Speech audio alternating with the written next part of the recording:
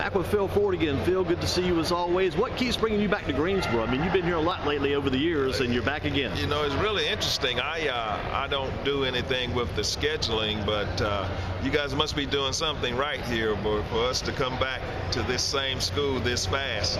It's a lot of good people here, and I'm looking forward to the game here April 9th. And April 9th, you'll be coaching the ACC All-Stars. What's it like to get together with some of the current modern-day ACC stars? You get these kids, and you have to coach these guys that have played well, get them right after the NCAA and ACC tournaments too. Well, from a selfish standpoint, it's really good for me because I'm a fan now. You know, that's what I'm, just an ACC basketball fan, and it's an opportunity for me to meet a lot of guys that I wouldn't have an opportunity to normally meet and see them in a different setting. So I've really enjoyed being associated with the Barnstorming Tour these last 5 years, and I look forward to this season as well. And you've been involved in a lot of things over the years. You've been a player yourself, you've been a coach, you've been an announcer, you've done it all. I mean, did you ever coach on the NBA level? I did. I did. I coached 7 years in the NBA. I was an assistant coach with the Detroit Pistons, the New York Knickerbockers, and actually the Charlotte Bobcats. They were the Bobcats before they became the Hornets. So I've been associated with basketball pretty much since I was 6 years old. Yeah, we go back, we talk about the ACC tournament going on right now. We go back to 1975, North Carolina versus NC State. You knocked off David Thompson and that Wolfpack team in the championship game back in the days of the Four Corners. You pretty much put a lot of basketball on the map those days. You were really tearing it up. And when it came to the Four Corners, I don't think anybody else ran it like you did. Well, that's nice of you to say, but Four Corners didn't work unless we had 5 very good ball handlers and 5 very good free throw shooters and 5 very good defenders, and we all had to do what Coach Smith told us to do. So it was an offense that worked for us at that particular time, and it was just Coach Smith using the rules to our advantage. I'll say about today, just in retrospect of Carolina basketball over the years, they've had a Mount Rushmore of modern-day Carolina basketball people.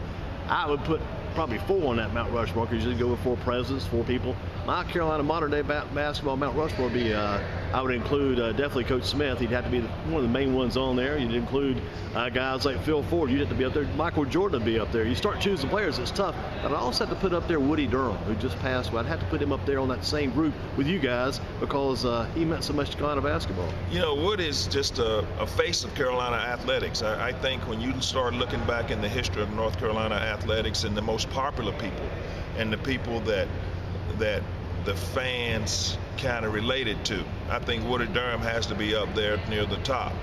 You know, I had an opportunity to play for Carolina when Woody called the games. I coached at Carolina when Woody called the games, and I was actually an analyst beside Woody. And boy, was he well prepared and worked hard. And he was just a tremendous person.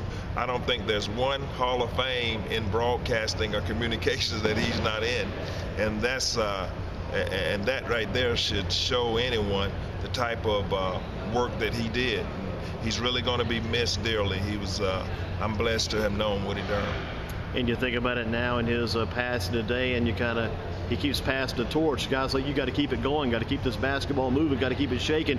April 9th, you got a big game going here at Southeast Gopher. What's it mean to still be able to be involved in basketball this day? Because so many people get in a profession sometimes after their work on the court is done. You've been able to kind of use this as your main course of operation, even after your playing career was over, coach, whatever. You're still doing basketball today. That's got to be great. Well, it is. As I said earlier, you know, it's an opportunity for me to meet a lot of guys that I wouldn't have an opportunity to meet.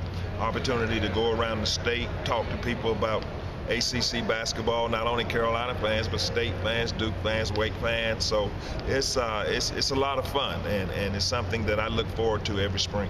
Phil, good to see you as always. Keep up the good work. It's always good to see that big smile. Never forget that 1975, though. I think you kind of really put things together back then, that championship at the ACC tournament. That ACC tournament, the folklore of that just goes back forever. It'll never die. ACC tournament will always be huge, and you'll always be a part of the memories of that, too. Well, that's great. Let's hope we get it back to Greensboro pretty soon. Hope it's coming back. I know you're coming back April 9th, and good to have you back on board at Southeast Government High School. Thank you.